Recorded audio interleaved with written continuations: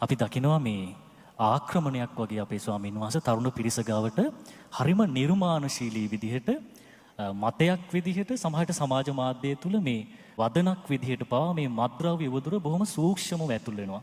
මට මතක් වුණා මේ වෙලාව අපේ ස්වාමීන් වහන්සේ මේ ජීවිතය විඳින්න නම් මත්ද්‍රව්‍ය ඕනේ. අන්න ඒ වගේ මත එතකොට විවාහ වෙන යුවලකක යතට මත්ද්‍රව්‍ය දීලා එකම ಜಾති අදහස් තියෙන අය හම්බුනහම ජීවිතේ විඳින්න පුළුවන්. මේ වගේ මත මේ හැදීගෙන එන තරුණ පිරිසගේ ඔළුවලට දානවා අපේ ස්වාමීන් වහන්සේ. මත්ද්‍රව්‍ය ආක්‍රමණය මේ කාරණේ අපි කොහොමද තේරුම් ගන්නේ අපේ ස්වාමීන් වහන්සේ? මේකෙන් නිදහස් වෙන්න. මේකට ඇබ්බැහි වුණාම දැන් සමාජ මතයක් හදලා තිනවා ගැලවෙන්නම බෑ කියලා. අපි කොහොමද අපේ ස්වාමීන් වහන්සේ මේ කාරණේ තේරුම් ගන්න ඕනේ? අවසරයි.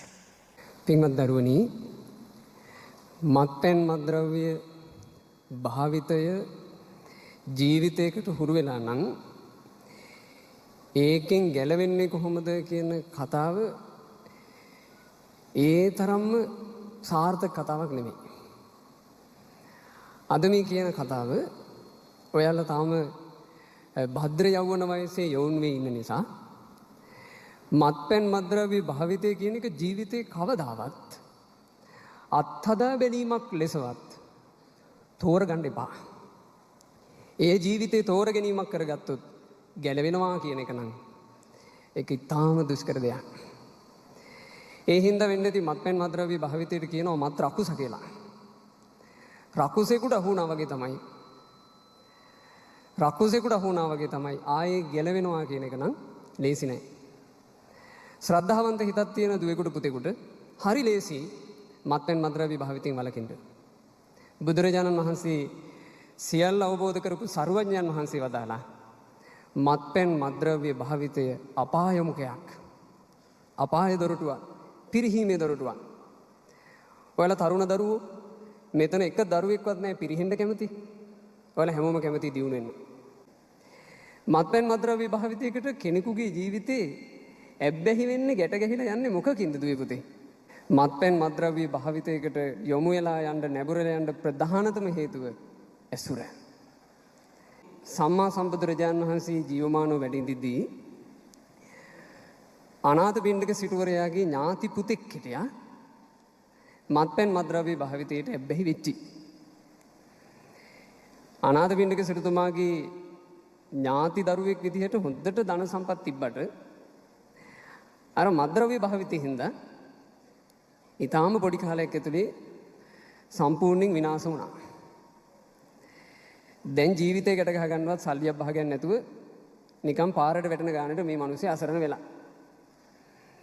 එතකොට අනේ පිට සිටුතුමාට අනුකම්ප හිතුණා. කොච්චර වුණත් ඉතින් තමන්ගේ පරම්පරාවේ කෙනානේ. ඒ නිසා පරම්පරාවටත් හරි නෑනේ කියලා ගෙන්නලා අවවාද කරලා යම්කිසි මුදලක් දුන්නා. මේ මුදල මන් දෙන්නේ තමුන්ට ආපහු ජීවිතේ හදාගන්නයි. මේක අරගෙන ගිහිල්ලවත් ඔය වැටිච්ච ආගාදයෙන් ගොඩේ එන්න බලන්න. මේ මනුස්සයා මේ සල්ලි ටිකත් අරගෙන ගිහිල්ලා මත්පැන් මත්ද්‍රව්‍ය භාවිත කළා. ආයි වැටුණා. ආයි අසරණ වෙලා ඉන්නවා කියලා ආරංචි වෙච්ච ගමන් අනේ පිට සිටුතුමා තුන්වෙනි වතාවෙත් ගෙන්නලා අවවාද කරලා ආයෙ අමුදලක් දුන්නා. ඒකත් වනස ගත්තා. ඔය කතාව සිහිපත් වෙච්ච නිසා තමයි මම ඔයාලට කිව්වේ මේකට ඇබ්බැහි වුණොත් ගැලවෙනවා කියන කතන්දරේ අපි ඒ කතන්දරේ ගොඩාක් සාර්ථක නැහැ. ඇබ්බැහි වුණොත් ගැලවෙනවා කියන එක ලේසි නෑ. තෝර ගැනීම තමයි හරියට කළ යුත්තේ. ඒ තෝර ගැනීමේදී දුවේ පුතේ සමහර මත්ද්‍රව්‍ය වලට ඇබ්බැහි වෙච්චි මේ උදවිය ඒකට පුරුදුනේ කොහොමද කියලා කතා කරනකොට එයාලගේ මුල පටන් ගන්නම තියෙන්නේ ඇසුරු කරන යාළුවා මත්පැන් මත්ද්‍රව්‍ය පාවිච්චි කරන කෙනෙක්. එක්ක ඇසුරු කරන පිරිස පාවිච්චි කරන පිරිසක්. එහෙම නැත්නම් යාළුවෝ හින්දා අර යාළුවන්ගේ සතුට වෙනුවෙන් කියලා එකපාරක් පාවිච්චි කරපු කෙනෙක්. එදින තමයි ඔක්කොම ටික පටන් අරගෙන තියෙන්නේ. ওই පටන් ගැනීමට ගොඩාක් දරුවෝ වැටෙන්නේ. මේ සමාජේ කතාවකුත් තියෙනවා. ඔය බොන මිනිස්සු එහෙම බිව්වට හිත හොඳයි. ඒ ඇයෝ මත්පැන් පාවිච්චි කරාට හරි හිත හොඳයි. එහෙම තමයි අහුවෙලා යන්නේ. එහෙම ඔය පොඩ්ඩක් බිව්වට කරාට ওই දුම්මැටි එහෙම පාවිච්චි කරාට හිත හොඳයිනේ. හිත හොඳ නිසා ඇසුරු කරනවා. මත්ද්‍රව්‍ය පාවිච්චි කරාට අහිංසකයිනේ. අහිංසක නිසා ඇසුරු කරනවා. ඔහොම තමයි පටලැවිලා අහුවෙලා මත්‍රකුසාගේ අස්සට යන්නේ. ආයේ ගලව ගන්න කෙනෙක් නැහැ. ඒ හින්දා තමන්ගේ ජීවිතයට තමන් ආදරේ නම් හොඳට තේරුම් අරගන්න. ඔයාලගේ මේ තරුණ ජීවිතයේ තියෙන ලස්සන, ඔයාලගේ හිත ඇතුලේ තියෙන අහිංසක බලාපොරොත්තු, ඉලක්ක, අපේක්ෂා නැත්තර නැති කරලා දානවා දරුවනේ. මත්පැන් මත්ද්‍රව්‍ය භාවිතය. 3 වතාවක්ම අනාථපිණ්ඩික සිටුතුමා අර බේබදුකමට ඇබ්බැහි වෙච්ච ඥාති පුත්‍රයාට උදව් කළා. හරියන්නේ. අන්තිම අතෑරියා. ආයේ සල්ලි ඉල්ලන් ආවට දුන්නේ. ඒ මනුස්සයාට උදව් කරන්න කිසි කෙනෙක් නැතුව ගියා. අන්තිමේ පාරේ වැටිලා අනාථෙක් වගේ ඔහි රස්තියාදු වෙවි ඉඳලා අකාලෙම මැරිලා ගියා. මරණේ බාර ගන්නවත් කවුරුත් නැහැ. ඔය මරණෙත් නගරේ ගඳ ගන්න නිසා මිනිස්සු උස්සගෙන අරන් ගිහිල්ලා සොහොනට දැම්මා. ඔය සිදුවීම ගැන කියන්න අනාථපිණ්ඩික සිටුතුමා බුදුරජාන් වහන්සේ ළඟට ගියා. භාග්‍යතුන් වහන්සේට වන්දනා කරලා කීවා ස්වාමීනි මගේ ඥාති පුත්‍රයෙකුට එපා එපා එපා කියලා කියද්දි මේ මිනිස්සයා යලි යලි ඇබ්බැහි වෙච්ච නිසා මං අතෑරියා. අන්තිම ස්වාමීනි අනාථෙක් වගේ මැරිලා ගියා. බුදුරජාණන් වහන්සේ වදාළා මහා සිටුවරය ඔය පුද්ගලයාව අතීතෙවත් නුවණැත්තන්ට බේර ගන්න බැරුව ගියා. ওই පුද්ගලයා අතීතෙත් උමයි. එතකොට අනාථපිණ්ඩික සිටුවරයා ඉල්ලා හිටියා ස්වාමීනි අපට අනුකම්පාවෙන් මේ අතීත පුවත කියා දෙන සේක්වා. ඒ මොහොතේ දුවේ පුතේ බුදුරජාණන් වහන්සේ වදාළ ලස්සන ජාතක කතාවක්. භද්‍රඝට ජාතකය. මොකද ජාතක කතාව? භද්‍රඝට. භද්‍රඝට කියලා කියන්නේ සිතූ පැතූ සැප සම්පත් ලබා දෙන මැජික් කලයක්. ඒ කලේ සිතූ පැතූ සම්පත් ධන සම්පත්තිය ලබලා දෙනවා. ඒ කලයට එහෙම තියෙනවා හාස්කමක්. ඒකුනේ මෙහෙම.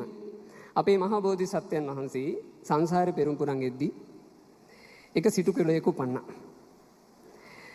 තරුණ වයසටපත් වෙනකොට විවාහ වෙලා බෝසත් සිටුතුමා දම්පැන් පූජා කරගෙන පින්වන්ත ජීවිතයක් ගත කරන්න පටන් ගත්තා. ওই බෝසත් සිටුතුමාට පුතෙක් විදිහට ඕන එක දරුවෙක් උපන්නා. මේ දරුවා තරුණ වයසටපත් වෙනකොට අර මත්පැන් මත්ද්‍රව්‍ය භාවිතයට බැහැ වුණා. අර දම්පැන් දීගෙන පින්වන්ත ජීවිතයක් ගත කරපු බෝසත් සිටුවරයා කාලක්‍රියා කළා. එතුමා හොඳට පින් කරගත්ත කෙනෙක් නිසා මරණින් මත්තේ උපන්නා දෙවියන්ගේ අතරේ. තව්තිසාවේ සක්‍රදේව රාජයා වෙලා උපන්නේ ඒ මිය පරලෝ ගියපු සිටුතුමා. දැන් සක්දිමිදුනේ. සක්දිමිදු බැලුවා තමන් මේ සක්දෙව් පදවි දරන්න කලින් මීට පෙර ගත කරපු ඒ මනුස්ස ජීවිතේ බැලුවා. බලනකොට පේනවා ඉතින් අර තමන්ට හිටපු පුතා බේබදුකමට ඇබ්බැහි වෙලා නිකන් ජීවිතේ නාස්ති කරගන්න හැටි දැක්කා. කොච්චර වුණත් ඉතින් තමන්ගේ කලින් ජීවිතේ පුතානේ. ඒ හින්දා සක්දිවිදු පෙනී හිටියා. පෙනී හිටලා අවවාද කළා. දැන් කවුද අවවාද කරන්නේ? දෙවියෙක්. බේබදුකමට ඇබ්බැහි වෙච්චි මත්ද්‍රව්‍ය භාවිතයට ඇබ්බැහි වෙච්ච කෙනාට දැන් කවුද අවවාද කරන්නේ? දෙවියෙක්.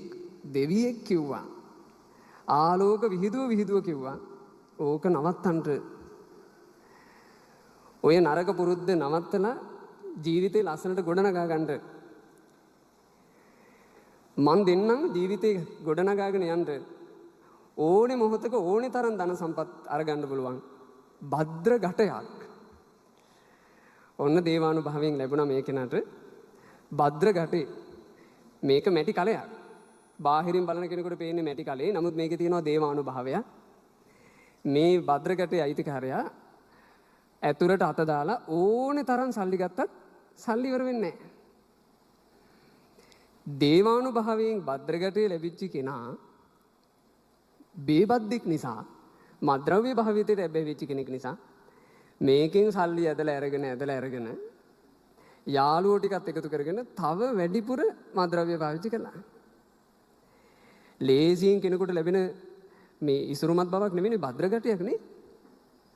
අද කාලේ අපි මේක කතා කරනකොට මේ අදහා ගන්න අමාරු තරම් අසිරිමත් එකක් නේද භද්‍රගටයක් ලැබිලා කිව්වහම. ඒ භද්‍රගටේ ලැබිලා ඉසුරුමත් වෙච්ච කෙනා මත්ද්‍රව්‍ය මත්පෙන් භාවිතයට ඇබ්බැහි වෙච්චි මත්‍රකුසාගේ ගොදුරක් නිසා තමන්ගේ අතට ලැබිච්ච කලේ වටිනාකම අඳුන ගන්න බැරුව ගියානේ.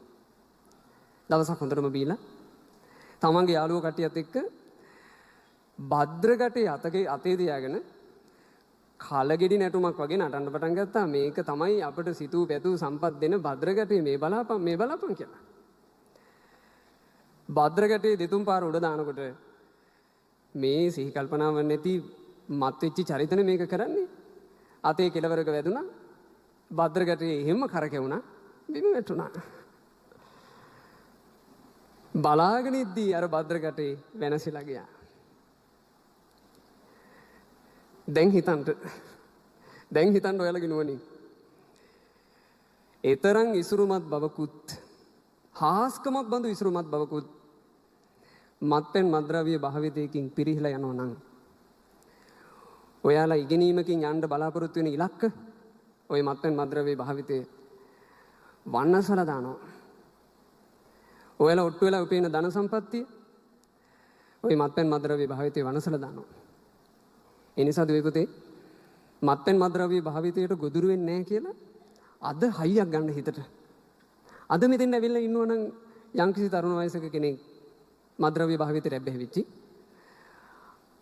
දැන් මේ මොහොතේ හිතට ගන්න මේ ස්වාමීන් වහන්සේලා කොච්චර අනුකම්පාවෙන්ද බුදු බණපද ඉස්මතු කරලා අපිට මේවා කියලා දෙන්නේ. මම අදින් පස්සේ මං කිසිසේත් මත්පැන් මත්ද්‍රව්‍ය පාවිච්චි කරන්නේ නැහැ. හයියක් අරගෙන නැගිටින්න. තමන්ගේ ළඟ තියෙන වීරියකින් උත්සාහයකින් ඇර මත්පැන් මත්ද්‍රව්‍ය භාවිතයෙන් නම් රැකෙන්න වෙන පිළිවෙලක් නැත. ගැලවෙන්න වෙන පිළිවෙලක්ද නැත. මත්පැන් මත්ද්‍රව්‍ය භාවිත නොකරන සත්පුරුෂය ඇසුරු කිරීම ඔයාලගේ ජීවිතේ ඒ නරක පුරුද්දට ඇබ්බැහි නොවීම පිණිස ආශිර්වාදයක් වෙයි. ඒ නිසා කොච්චර අහිංසක වුණත් මත්පැන් මත්ද්‍රව්‍ය භාවිත කරන කෙනෙක් ඇසුරු කරන්න එපා. කොච්චර හිත හොඳයි වගේ තේරුණත් මත්පැන් මත්ද්‍රව්‍ය භාවිත කරන කෙනෙක් ඇසුරු කරන්න එපා. කොච්චර අවංකයි එක එක දේවල් හිතුණත් මත්පැන් මත්ද්‍රව්‍ය භාවිත කරන කෙනෙක් ඇසුරු කරන්න එපා. බුදුරජාණන් වහන්සේ ජාතක පුවතකම දේශනා කළා දරුවනේ. බුද්ධිමත් මිනිසයා අසත්පුරුෂයාව ලං කරගන්න නැල්ලු මේ බයින්. මගේ අතින් හිතුවේවත් නැති පව්කම් කෙරෙයි. ඒ බයට බුද්ධිමතා අසත්පුරුෂයාව ලං කරගන්නේ නැත. මගේ අතින් මං හිතුවේවත් නැති පව් කෙරෙයි. ඒ බයෙන් බුද්ධිමත් නම් අසත්පුරුෂය ඇසුරට ලං කරගන්න. ඒ නිසා ඔයාලා බුද්ධිමත් වෙන්න. ගොඩාක් වටින කතාවක් කියන්නම් දරුවනේ. අපි හිතන්නේ නැති පැත්තක්. බුදුරජාණන් වහන්සේ දේශනා කළා අපාය සංවත්තනික කියන සූත්‍ර දේශනාවේදී සැමට සැහැල්ලු කර්ම විපාක ගැන සබ්බ ලහුස විපාක. ඒකේ බුදුරජාණන් වහන්සේ වදාරනවා මෙහෙම. මහණෙනි යම් කිසි කෙනෙක් මත්පැන් මත්ද්‍රව්‍ය භාවිතය පුරුදු කළොත් බහුල වශයෙන් පුරුදු කළොත් නැවත පුරුදු කළොත් එයා ඒ හේතුවෙන් මරණින් මත්තේ එක්කෝ නිරයේ එක්කෝ പ്രേත ලෝකේ එක්කෝ තිරිසන් ලෝකේ යනවා කටුක කර්කස විපාක විඳින්න. නිරේ තිරිසන් ලෝකේ പ്രേත ලෝකේ තියෙන්නේ දරුවනේ කටුක විපාක. ඒ කටුක විපාක ගෙවලා දාපු කෙනෙක් ආයිමත් මනුස්ස ලෝකයට ආවොත් එයා මත්පැන් මත්ද්‍රව්‍ය භාවිතයට පුරුදු වෙලා හිටපු කෙනෙක් නිසා යලි මනුස්ස ලෝකයට එනකොට මත්ද්‍රව්‍ය භාවිතයේ සැමට සැහැල්ලු විපාකේ අරගෙන එනවා. මොකද්ද මත්ද්‍රව්‍ය භාවිතයේ සැමට සැහැල්ලු විපාකය? මනුස්ස බුහතෝ සමානෝ උම්මත්තක සංවත්තනිකෝ හෝති. මනුස්සයෙක් වෙද්දී එයා උමතු වෙනවා. මනුස්ස ජීවිතේට එද්දී එක්ක මන්ද බුද්ධිකයි නම් එහෙම නැත්නම් උම්මත්තකයි නම් චිත්ත ශක්තිය අඩුයි නම් ඒක කලින් ජීවිතවල මත්පැන් මත්ද්‍රව්‍ය භාවිතයක සැමට සැහැල්ලු විපාකයයි. දැන් මම ඔයාලගෙන් ප්‍රශ්නයක් අහුවොත් එහෙමනම් අද මේ යෝන් දහම් සක්මනත් එක්ක එකතු වෙලා ඉන්න ඔයාලා අපි සසර ගමනේ මත්පැන් මත්ද්‍රව්‍ය පාවිච්චි කරපු අයද? නැහැ. අපි සසර ගමනේ මත්පැන් මත්ද්‍රව්‍ය පාවිච්චි කළා නම් අපිට මෙහෙම සිහි කල්පනාවක් ඇතිව මේ මනුස්ස ජීවිතේ ඉඳ ලැබෙන්නේ නැහැ. ඔයාලට සංසාරේ වැරද්ද වෙලා නැහැ. හැබැයි දැන් මේ අවුරුදු 60 70ක 80ක චූටි ජීවිතේ වරදින්න ඉඩක් තිබේ. ඒ නිසා රැකගන්න. මේ තරුණ දූපතුන් සියලු දෙනාට මත්පැන් මත්ද්‍රව්‍ය භාවිතයෙන් ගැලවුණු මත්පැන් මත්ද්‍රව්‍ය භාවිතයකට යොමු නොවුණු ලස්සන සුන්දර ජීවිත ඇති කරගන්නට වාසනාව ලැබෙත්වා.